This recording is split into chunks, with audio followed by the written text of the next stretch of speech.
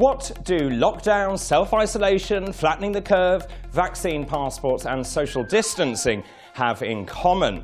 Well, they're all phrases unknown to the general public until the advent of the COVID-19 pandemic. Our lives and our entire world has been turned upside down thanks to a microscopic viral particle now officially known as SARS-CoV-2. 2 years after the first case was identified, the world is still living under its tight grip, despite the extraordinary race to find a vaccine and to roll it out to the global population. But 3 important questions remain. Is vaccination really the answer to solving the COVID-19 pandemic? What role do other drugs have in preventing and treating COVID-19? And will we ever see a return to life as we once knew it? This is the show that answers those burning questions. This is COVID-19, The Debate.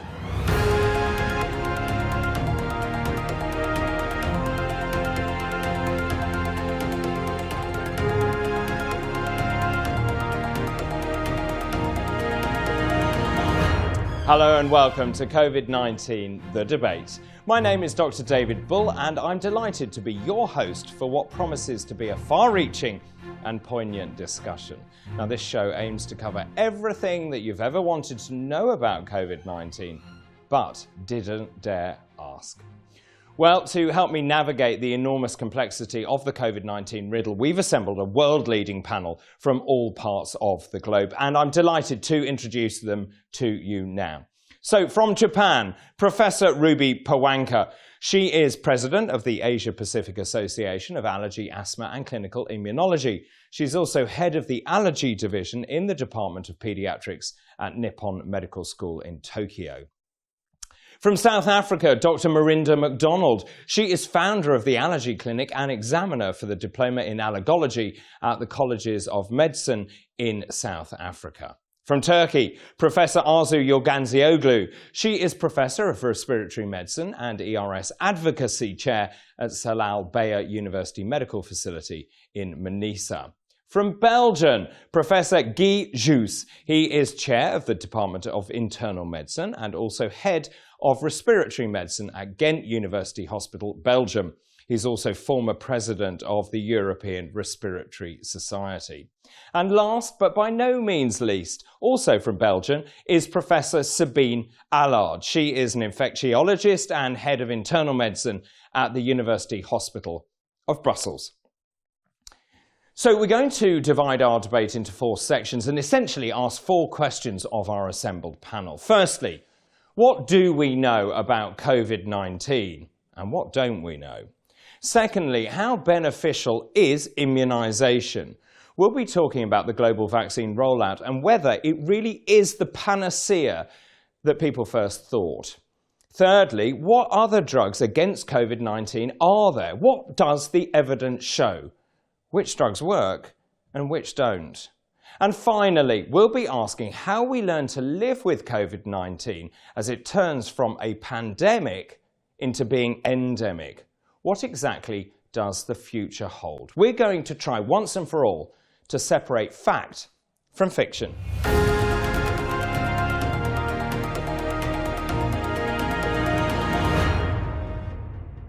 The official definition of a pandemic is an outbreak of a disease that occurs over a wide geographic area, such as multiple countries or continents, which typically affects a significant proportion of the population.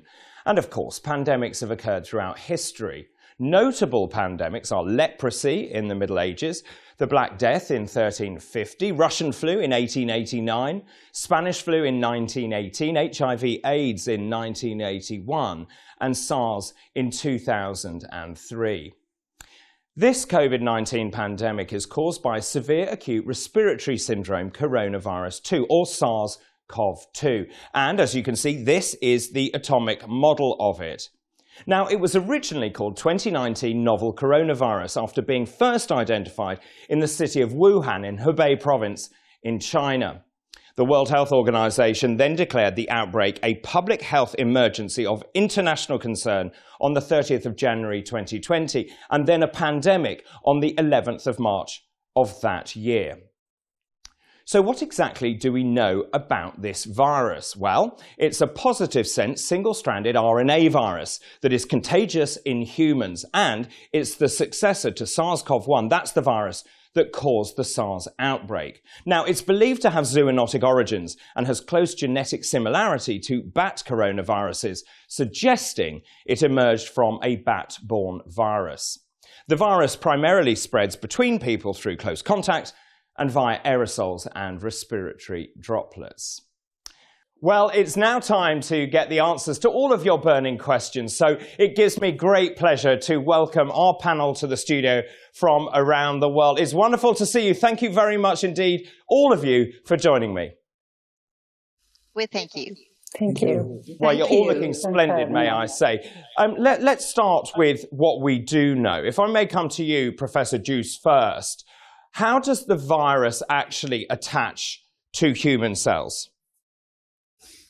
Yes, the idea is that the virus is attaching to the cells through receptors like the ACE receptor and also other receptors that are interacting and that way invading the body. It's a simple approach, but we have been looking at the influence of diseases on the expression of that receptor, and apparently in some patients there is more of that receptor, so that they have a higher chance to get COVID-19 disease.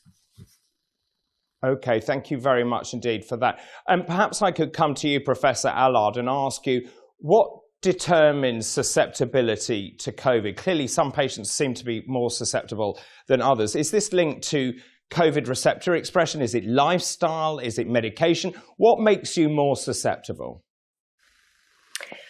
That's a difficult question, of course, and I think it's important to define what we are talking about, because you can look at infection only, or you can look at symptomatic disease, and there also you have a whole range of mild symptoms to very severe symptoms.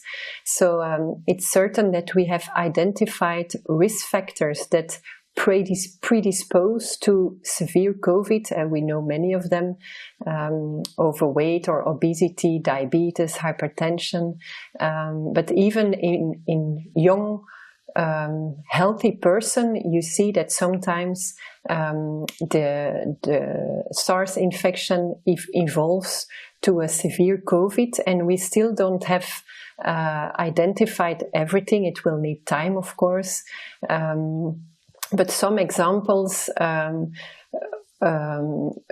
have to make with your own immune system. And what we know, for example, is that there are sometimes X-linked deficiencies in toll-like receptor responses, and that might be one of the small answer why, for example, young healthy men might, despite a good health, still develop a severe COVID-19 disease.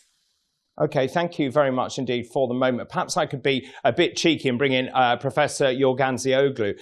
Tell me, we heard there about susceptibility and people who might be more susceptible. Do we know who's less susceptible? Oh, that is an interesting question. We know that AC2 inhibitors are very important, and in allergic patients and in patients with asthma, they have low AC2 expression. So this is an advantage for them. We can say that in the beginning of the pandemic, we had the concern that our patients with chronic respiratory disease will suffer a lot, but this did not happen.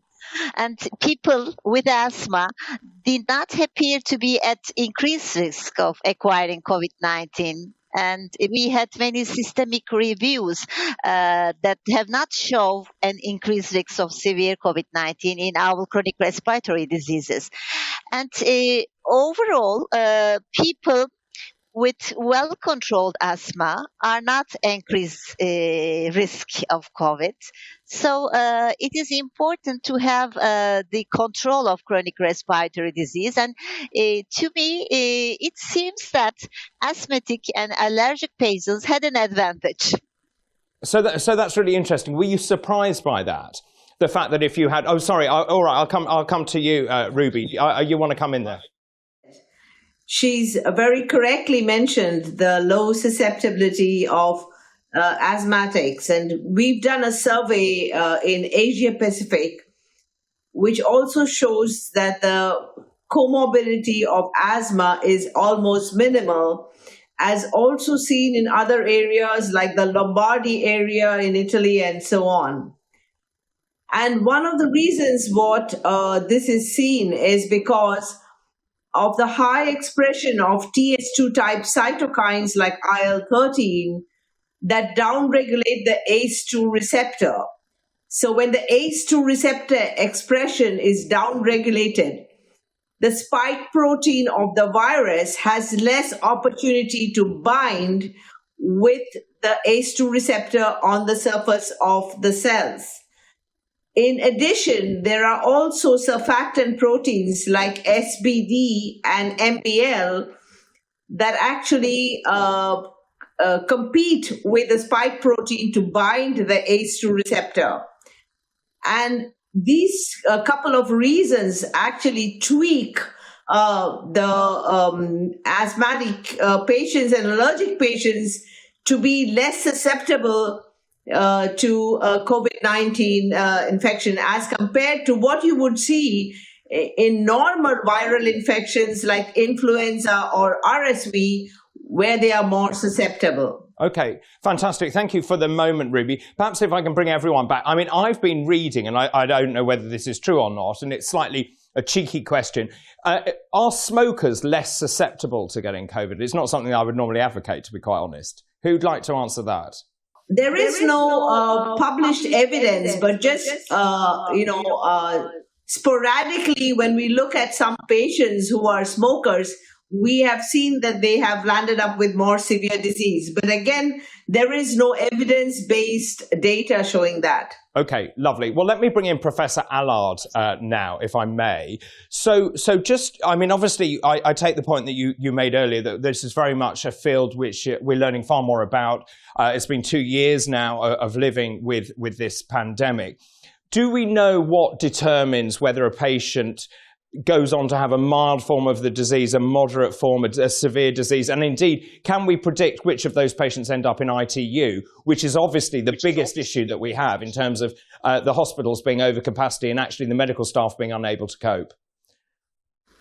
Yeah, so of course, for the moment, it's very difficult to predict. And I think you have a combination of a lot of factors. It starts with the virus itself. For now, in our region, we are dealing with the Delta, of course, but the type of the virus, the quantity of the virus, the immunity of the person who is infected. Is there previous vaccination? Has there been a previous COVID infection? And then the risk factor that I mentioned earlier. So it's not like we have a prediction model. I certainly hope we will in the future, but I think it's so complex. There are so many factors interacting with each other that for the moment, the only thing we have is our experience, where we see that once the need for oxygen is rapidly increasing, especially in unvaccinated patients, you know that the next 24 hours will be very critical. But that's the only almost certainty we have. Otherwise, it's really difficult to predict the outcome. I would like to add that the virus load is so important. Yeah. Because before we have our vaccines, healthcare professionals had very severe diseases because of this virus load, always with the patients during whole day. So the virus load is so important. Vaccination is so important. And there are some factors, some genetic factors that we don't know clearly now. But we are investigating, and older people and the people with comorbidities like obesity, diabetes, hypertension, sometimes COPD. So these are the poor biomarkers that we may predict that there will be a poor prognosis. Okay, let me hold on to you for a minute, Arzu, because there is a lot of talk about whether an immunity which is derived naturally is better than immunity which is derived from the vaccine. So how long does it take for a person to mount a natural response? If you have not been vaccinated, you get COVID, how long does it take you to mount an immune response? It depends from vaccine to vaccine. We have inactive vaccines and we have RNA vaccines that the duration differs. But I don't believe that the infection and the vaccination immunization could be compared, because there are many risks of the disease there we can see. So the vaccination is always better and is longer. Okay, and perhaps I could come to you, Guy. Guy, can I just ask very quickly something that's been coming up a lot, which is, can you get COVID more than once? I've read that the risk is low, something like 0.4%. Is that right? It's clear that you can get it again, so I have seen it in several of my patients. The problem is that we don't know yet very well what is happening with the detailed immune response of those patients who get COVID. But it's certain that they can get it again. And we see also that even vaccinated patients can get COVID. So that's the other point of the coin. We know, of course, that they are very protective, but in the milder, in the patients who are, for instance, immune compromised, who have a serious underlying disease or who are very old, we run there also into problems. Okay. So you can definitely have COVID a second time if you got it once. And the question is, how long does the natural immunity last? And secondly, how long is the good protection by vaccines lasting? Yes, and of course that is a question that is rumbling on. Let me bring in Marinda. What this is, I'll come back to you, Ruby, but let me bring Marinda in here and just say, there is a great lot talk about the way that these viruses are mutating. Now, in my experience, and from what I understand, that when the viruses tend to mutate, they actually may well become more transmissible, but they become less virulent. Is this something we're seeing, or is it too early to tell? And particularly with Omicron, which is obviously the variant that the UK is hit very hard by. I think what we need to remember is that it's very early on. So all the data I've kind of either got from some publications locally or from government websites, from colleagues. But it does look like Omicron is more transmissible. In fact, the case positivity rate in 3 weeks went from 4.6% to 16% to 35%. Week on week. So it was an exponential increase. And it's that exponential increase that prompted the group in Tshwane to send out samples to KZN and where they did the genome sequencing. So, sorry, carry on. We are cautiously optimistic that it is less severe.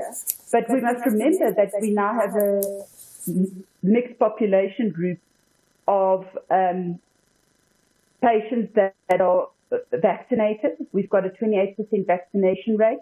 Patients that have had COVID, and whether it is the virus that is less, gives milder symptoms.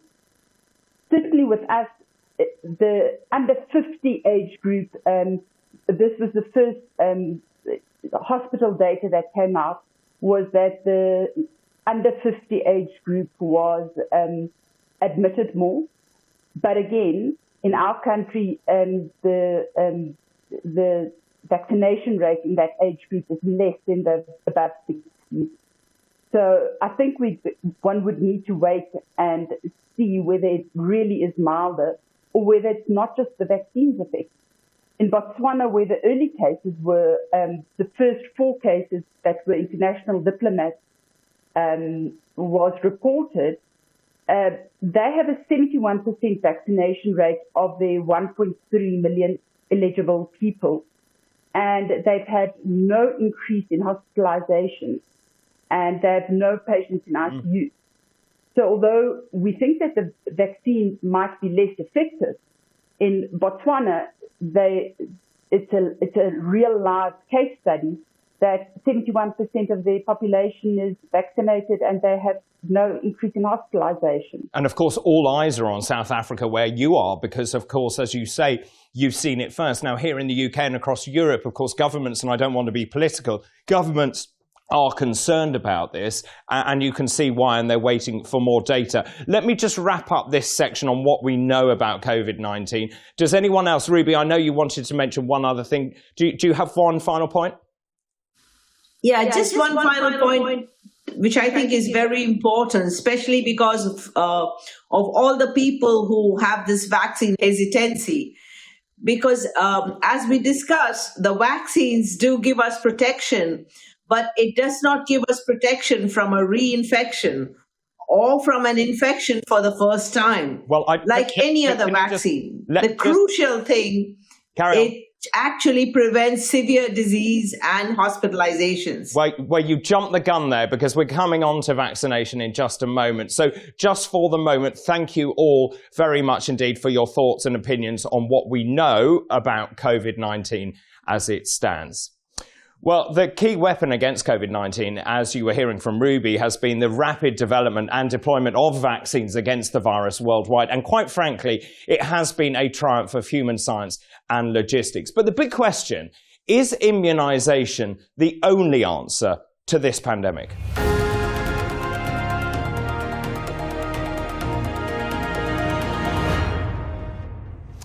Well, the rollout of the COVID-19 vaccine has been nothing short of remarkable. But, as ever, there is a big divide between the wealthier nations, which have been able to procure and vaccinate their populations faster than the developing world. And the numbers, let's look at the numbers. They are simply extraordinary, because as of today, 7.81 billion doses of the vaccine have been given. 3.3 billion people are now fully vaccinated, and that is a whopping 42.7% of the global population. So let me start with you, Ruby, because clearly you were very keen to come in on that. I just want to be really clear about vaccination, because certainly here, lots of people are saying different things. If my understanding is right, we know that what essentially vaccination doesn't stop you getting COVID-19. It certainly doesn't stop you transmitting it, but my understanding is it stops you having serious illness, stops you going to ITU, and indeed prevents you from dying. Is that a roughly good summary? Absolutely, David. I mean, that's exactly the point. Like most vaccines do, vaccines don't actually prevent the disease, and the COVID-19 vaccines do not prevent infection.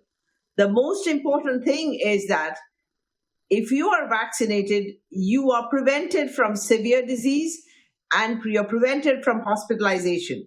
So if you look at the data of the hospitalizations that are happening in countries, including United States and other places, most of the people who are now being admitted into hospital with severe disease are the unvaccinated people.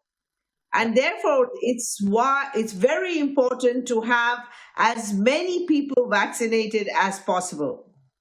So let me just bring in Sabine now, if I may, and just to ask you, now clearly, obviously, as I was mentioning, we've got different levels of vaccination in different parts of the world. Now, obviously, there's discrepancy in those developing countries not having vaccine. Is this actually undermining the entire global vaccination rollout? Because clearly we've got pockets where we aren't vaccinating people, where COVID-19 is running rife. That clearly must be a problem, isn't it? Yes, of course. The fight against COVID is an end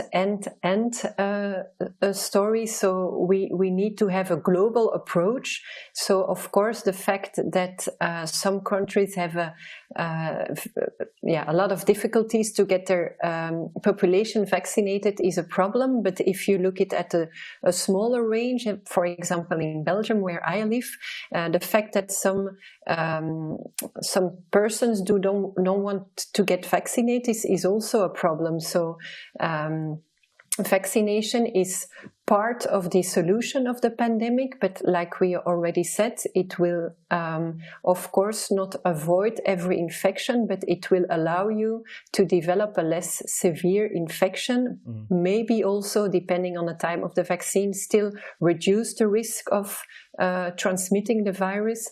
But it is a fight where we need different tools, different weapons that we have to roll out over the whole world.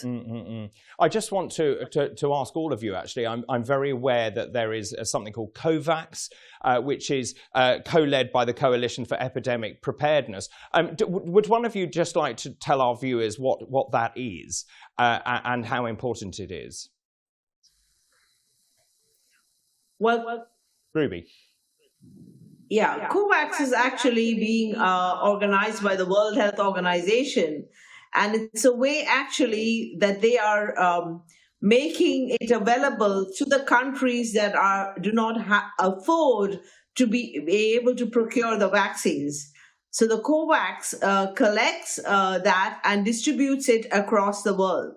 So there are many countries, as you mentioned, developing countries that do not have the access or the finances to buy the expensive vaccines. So COVAX actually supports that and is a system by the World Health Organization that provides the vaccines across to the developing countries.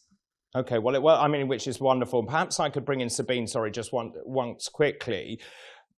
So I think just trying to take the public with us, clearly we're using multiple vaccinations now. In terms of that vaccine, or the response, the immune response from the vaccine, just talk us through how long it takes for you to mount an antibody response. So once you get vaccinated, how long it takes to get an antibody response? Is that your question? Yes. So you will start developing antibodies. Yes. It depends, of course, of the host, but you could say between 3 to 6 weeks. But I think we should not only look at the antibody responses. So we are gradually learning more about vaccine. The effectiveness of the vaccine. At first, we look at the quantity of the vaccines. Now we know that the functionality, the neutralizing activity of the antibodies is important. So not only the total amount of the antibodies, and antibodies are especially important in trying to avoid the infection. But besides the antibodies, so the humoral immune response, your cellular immune response is also very important, and maybe even more important in preventing the severity of the disease. So we need to see also there to see it as a continuum. And beside the antibodies that we are measuring in the blood, we should also not forget that we need a mucosal immunity. And there I'm talking about the IgA antibodies that we are currently not analyzing in routine, but they are probably even more important to circumvent the infection. So when you talk about vaccines and prevention, you really need to define what you want to prevent. You want to prevent the fact of getting infected, or you want to prevent the fact of becoming symptomatic. And there is a continuum of your immune system. Guy, may I bring you in at this point? I'm just interested from your position in Europe. Clearly, the public believes it's on some sort of merry-go-round. We were told, first of all, it was one vaccine, then 2 vaccines, and then suddenly a booster vaccine. How many more vaccines are there going to be? And do you think the public are going to wear it? Because I don't know what the mood is across Europe, but I can tell you it's turning pretty ugly in the UK. Good point. How many boosters? I think that the history of vaccination shows that you will need boosters. That's very important because now we start to realize that within 6 months or a little bit after 6 months of your first 2 vaccinations, you start to have less protection. So the first experience on using boosters has now just been published in the New England Journal of Medicine as today. And it's clear that giving a booster to a population that was early vaccinated in the pandemic, because they were among the first shows very clearly that you can, by boostering, mainly in the age above 65, gain in having less hospitalizations and less intensive care in those vaccinated patients who still get infected. And secondly, they have also important observations that also the transmission of the virus is further decreased in those patients who have been boosted. So the scientific evidence is clearly mounting that the booster will be needed. And I say that at the time that the third or the fourth waves that are now here are not the Omicron, but they are the Delta variant. So we need these boosters to do even better in these waves by Delta variants. And of course, the big question, scientific question is the virus changing and becoming less responsive, or is it the waning or the decrease of the immune response? And probably it's a combination of both. So we will need a third booster, that's sure, perhaps a fourth one. And I guess that companies are now starting, and we read that in the newspapers, they are just starting to make new vaccinations and adapt their vaccination. That's the other point. Yeah. I mean, do you see, I mean, there was data from Pfizer, for example, about the role of their vaccination program, whether it would be effective against Omicron. Do you think it will turn into an annual booster, rather like flu, which is then changed according to the mutations? Yeah, it's always difficult to know what will happen with the coronavirus, but nevertheless, there's I think a real possibility that we will need annual or perhaps less frequent vaccinations. I think that time will tell, but influenza is a nice example of such a story. Yeah. Yeah. Okay. Perhaps, Arzu, I could ask you this. I don't know whether you can actually answer this, but there has been some talk in the medical press here about the role of rolling out a vaccination program in the middle of a pandemic. Are we, and I don't know whether you can answer this, but are we actually likely to create more variants if we're vaccinating against the current variant? Clearly, we started with Alpha, Beta, then Delta, and so on. Is there a risk that actually what we're doing is actually accelerating the entire process? There is a role, but the most important role is the unvaccinated people for this variation. Because when you vaccinate and when you can have herd immunity, you cannot make the virus to have a mutation that will disappear it. So I would like to give a message about vaccines, that we know that the coronavirus will not disappear in the future, in the near future. So we need preventive measures, including sometimes restrictions of daily life and the social distance and wearing masks and vaccinations. And so vaccinations have been demonstrated to be effective, safe, and it is the only way back to a normal life, maybe 4 or 5 boosters. Well, thank you very much. That's a very good place to end this part of the conversation, and we all want a normal life.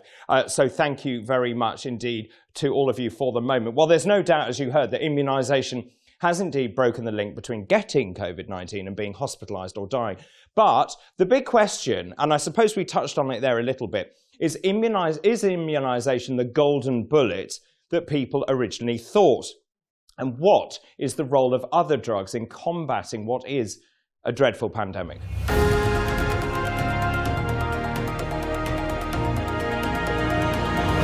The global uptake of vaccines against COVID-19 has been held up as the way out of the global pandemic. But alongside the vaccine rollout, researchers have been trialling a whole host of drugs to see how efficacious they are against the virus. Now, the world's largest randomized trial of COVID-19 treatments is called the Recovery Trial and is being run out of the University of Oxford here in the United Kingdom.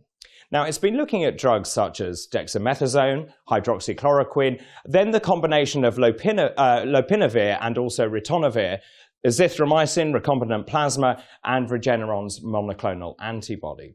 There is also the Principal trial that's been looking at treatments for COVID-19 at home, and that has studied drugs such as budesonide, azithromycin, doxycycline and colchicine. And now ivermectin is being included.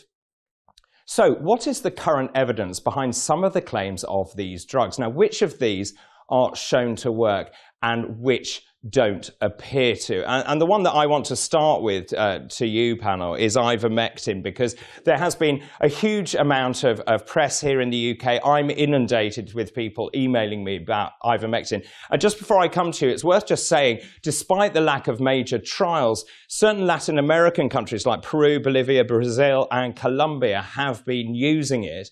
And it's also being widely used in many Indian states like Uttar Pradesh and also Bangladesh.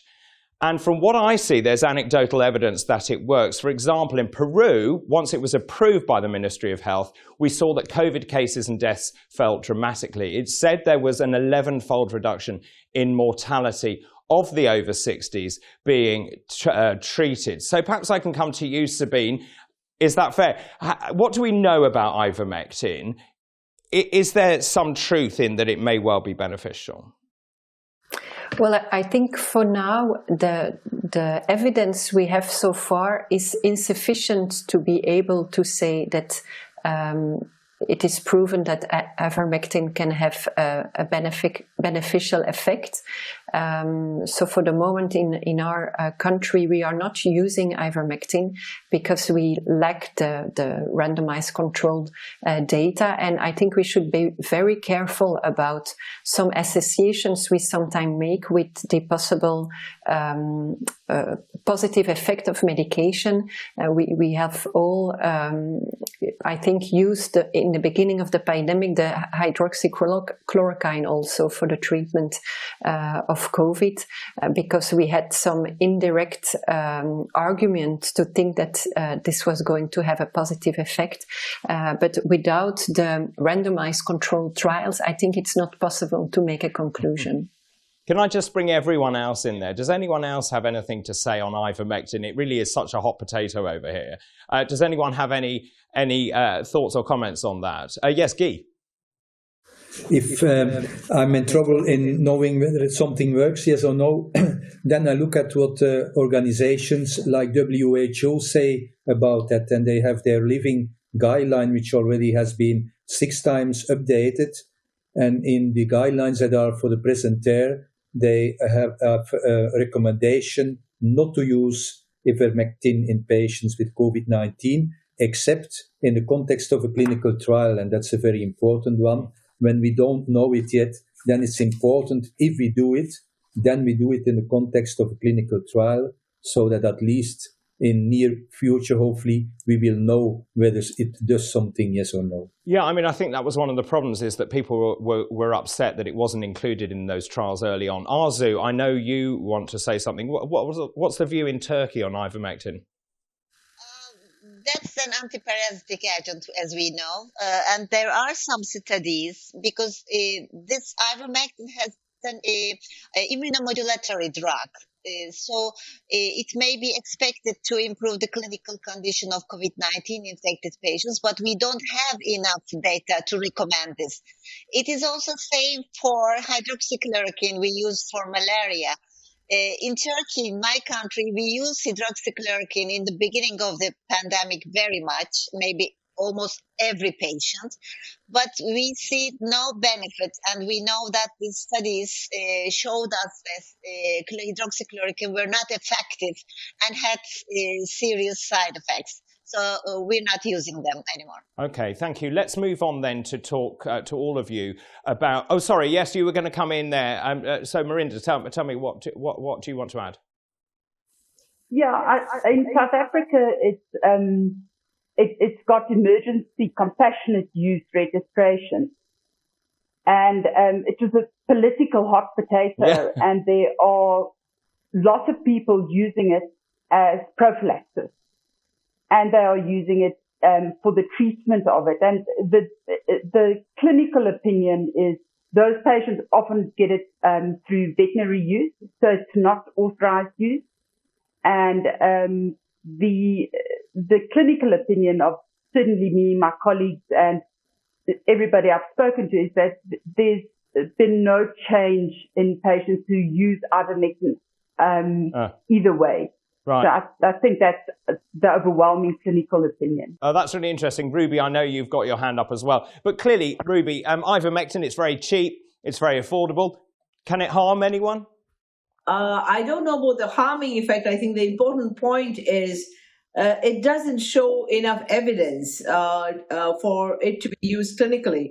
In fact, there was a big surge of wanting to use it in India, and including hydrochloroquine was being used prophylactically initially in the early phases.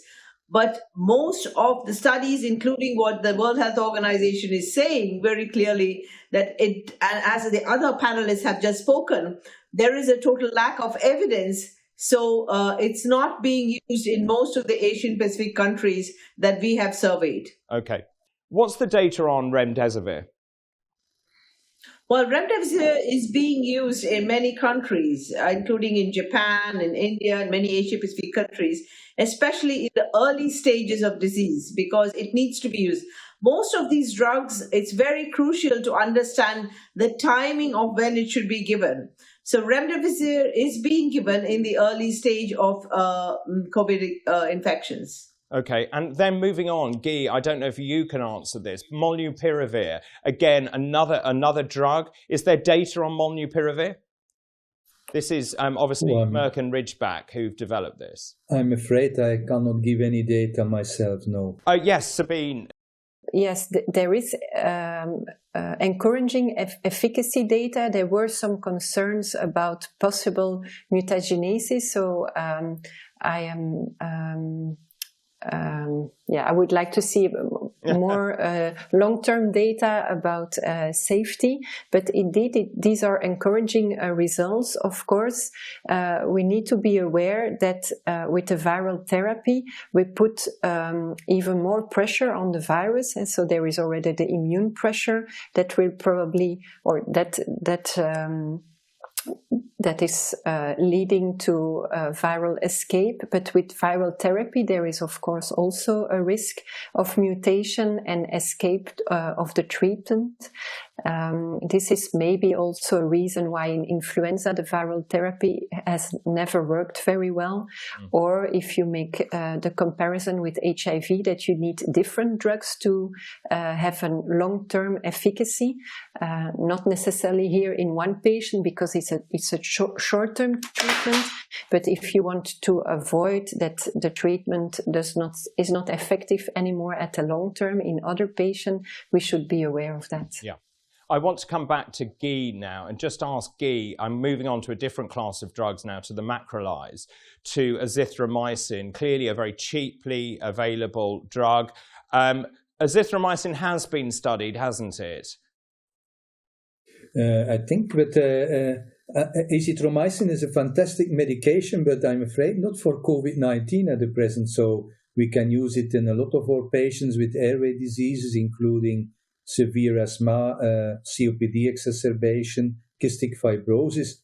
But I'm not aware of important recent data that should encourage us to start to treat to use that treatment. In the beginning of the pandemic, we did do it because you can have some reasonings why it should be effective in an overwhelming situation like a serious hospitalization with the COVID pneumonia is. But at the end, we don't use that, and I don't know of any important trials recently, but I may have not seen them, and perhaps my colleagues have. I think you're right, actually. The recovery trial, I think, discounted azithromycin, and I think there was a great deal of hope that was put into azithromycin. Let's just move to some other drugs quickly to all of you. Vitamin D. There's talk about vitamin D possibly being useful. Does anyone have a view on vitamin D? I can say something. With vitamin C or D found to be beneficial in controlling the disease condition in COVID-19, but for the viral, in reducing the viral replication and the risk of respiratory tract infections in COVID, vitamin D is very encouraging in this. Okay, can I stay with you, Arzu, and just ask you then, let's move on to monoclonal antibodies. And I think this is a very exciting field of medicine. The fact is, we've got Regeneron's monoclonal antibody there in the recovery trial. Results pretty impressive, aren't they? Mm-hmm, they are. But the timing of the monoclonal antibodies is important because COVID-19 patients with cytokine storm, particularly interleukin-6, are found to be responding IL-6 receptor antagonists, namely tocilizumab and sarilumab. So these targeted monoclonal antibodies are found to reduce the evident features of cytokine-driven hyperinflammation, like dyspnea, persistent fever, elevated markers showing improved clinic outcomes, though decreased cell proliferation, differentiation, and oxidative stress. Well, I mean, it was extraordinary, actually. It had worldwide, I suppose, a showcase, didn't it? President Trump was given it, if you remember, in the early stages of COVID. And I think that's when it shot sort of to fame globally. Yeah, it is reported to be reduced the likelihood of advancement to death. Interesting. And if I could just bring everyone back in and talk about other monoclonal antibodies. So Sotrovimab, is there any more data on these, or is this very much a sort of burgeoning field?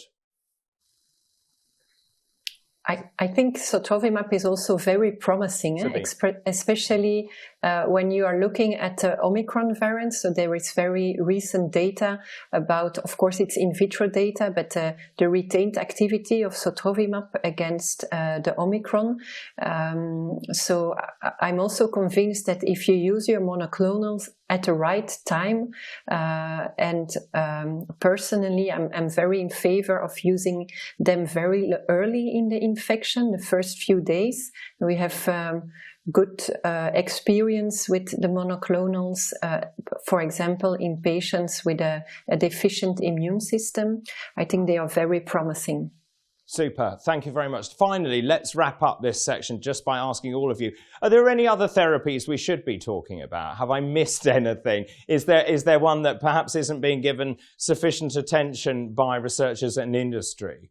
Anything else that Corticosteroids. Arzu? Corticosteroids, yes. Anticoagulants. Yeah.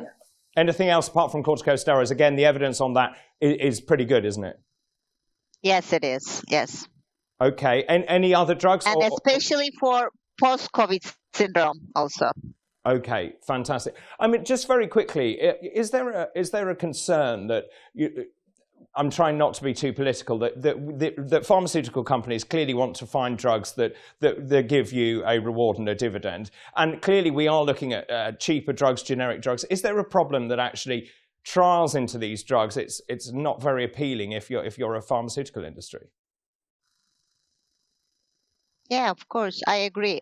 Because on date, we don't have no specific approved treatment for COVID-19. We are trying to find a way, but there's no specific treatment now. No. Well, thank you, Arzu, and thank you to all of you for the moment as we wrap up this section. And I think what this shows to me is clearly we've got a number of therapies which look very exciting that are still in trial, and I think we'll learn more as we go on. And as you heard there, you know, these trials into efficacy against COVID-19 are very exciting.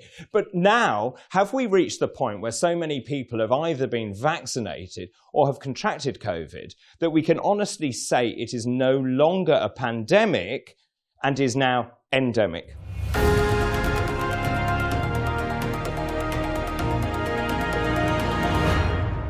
The last 2 years have been an utter roller coaster for everyone on this planet. There is no doubt that huge strides have been made in terms of vaccine development, rollout and administration. Really, it is a feat of collective human endeavour. The trials into pre-existing drugs are also really exciting and offer real hope for adjunctive treatment as new strains emerge. But perhaps I can come to you first, Arzu, and say, have we turned the corner? You know, here in the UK, it's now thought that 1 in 4 colds is actually COVID. Is it the fact that actually in Europe, particularly, is COVID now endemic? Are we through the pandemic? We hope so. Because that it's not the time that we are finishing the pandemic, if we think it globally, because it's not the same all around the world. The vaccination rate is not the same, and the access to medicine is not right globally.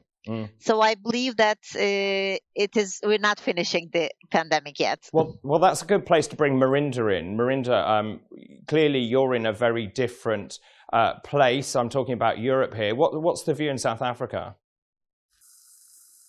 I think the big talk in South Africa is vaccine hoarding, which is seen that the wealthier countries are hoarding the vaccines, and the African continent is left behind.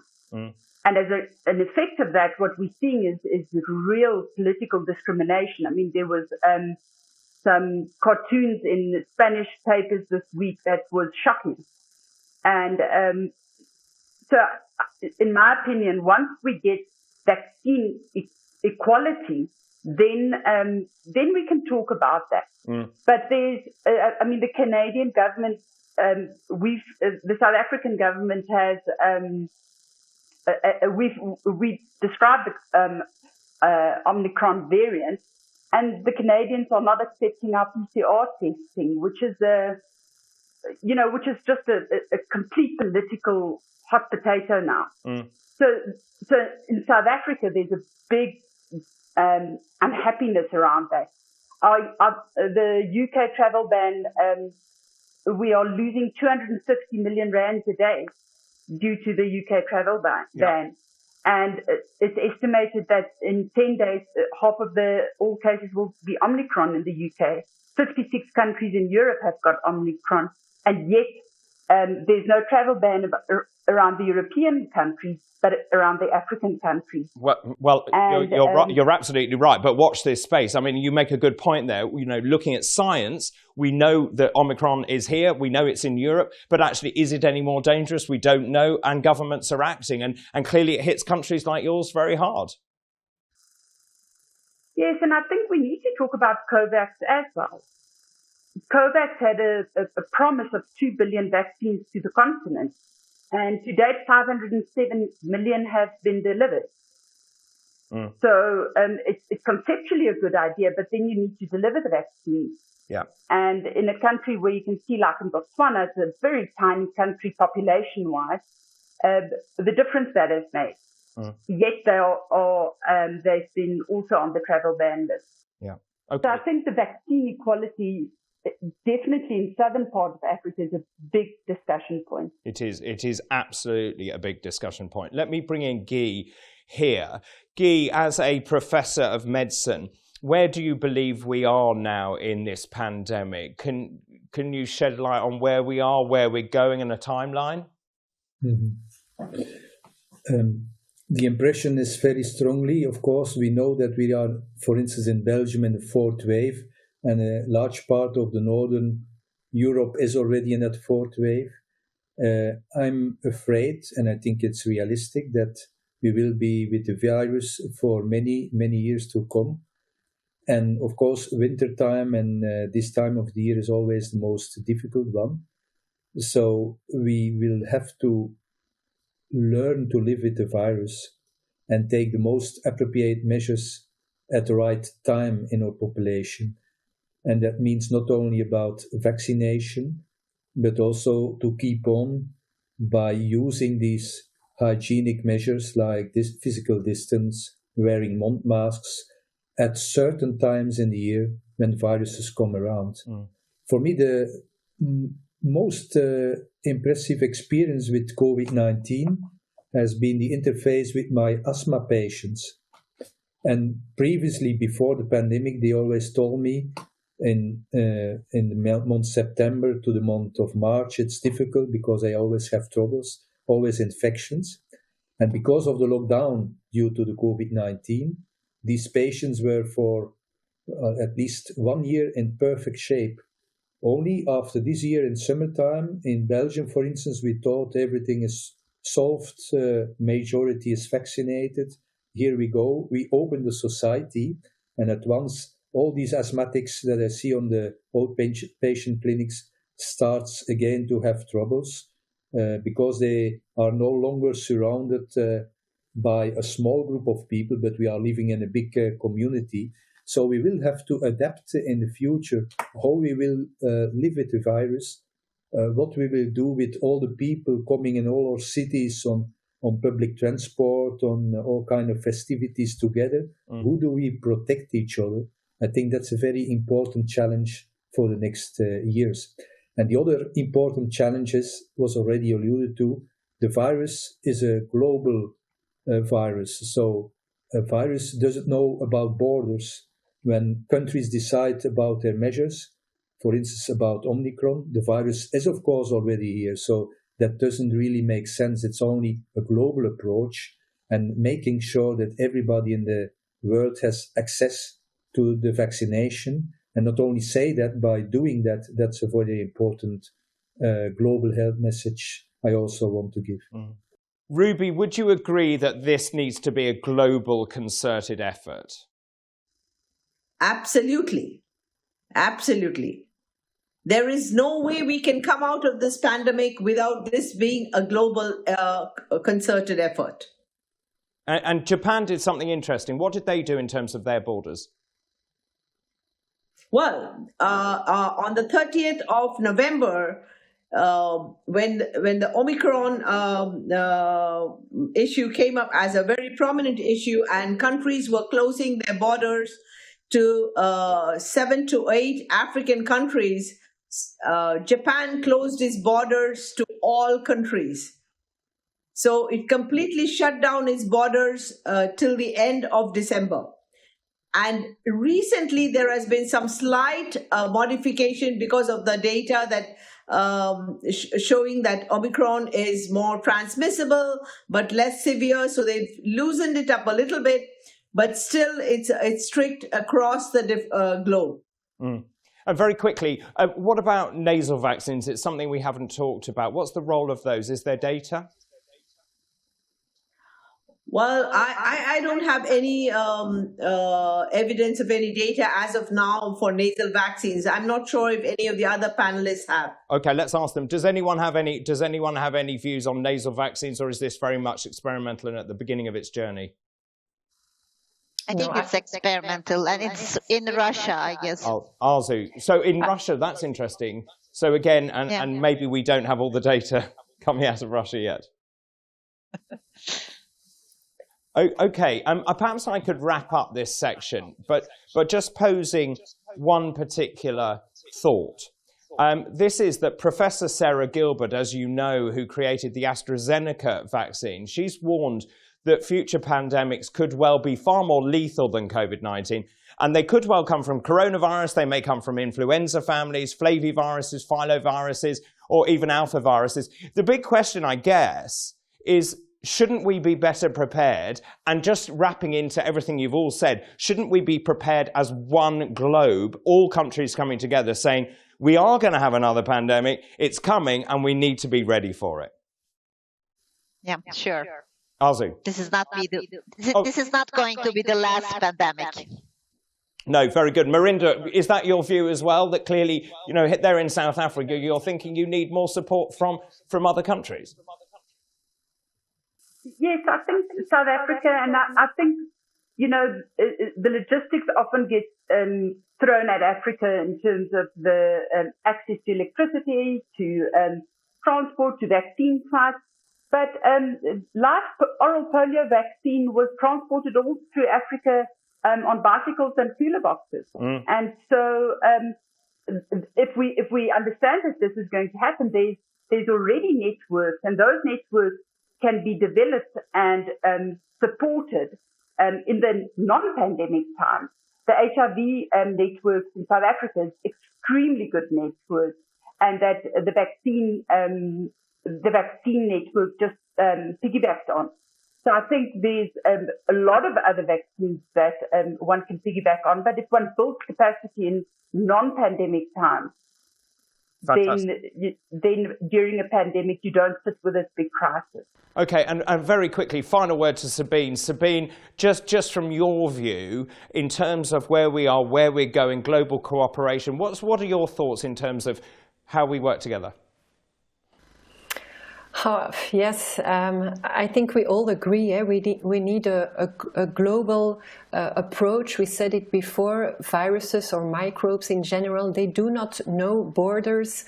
We have now the COVID pandemic, but what if Ebola goes further than the countries it had hit before? We have seen it with HIV. So this is certainly not the last pandemic, and with every microbe that will come along in a pandemic way, the only good answer is a global answer. And that is a great final line to end on. Thank you very much, all of you. Well, sadly, that's all we've got time for. Many thanks indeed to my panel for their thoughts and comments, to Professor Ruby Powanka, to Dr. Marinda McDonald, to Professor Arzu Yorganzioglu, to Professor Guy Juice, and Professor Sabine Allard. Thank you also to all of you for watching this COVID-19 debate. I finally hope you have the answers that you've been waiting for. And let's hope that these extraordinary scientific breakthroughs lead us to a safer and a healthier 2022. Now, just a quick reminder, you can find more information about Euforea and also register for the Euforea meetings on the euphorea.eu website, where you can also sign up to receive the latest news via email. And don't forget to follow us on Twitter for all the latest news and information. The address for that is @Euforea. But for the moment, from all of us here, a very goodbye.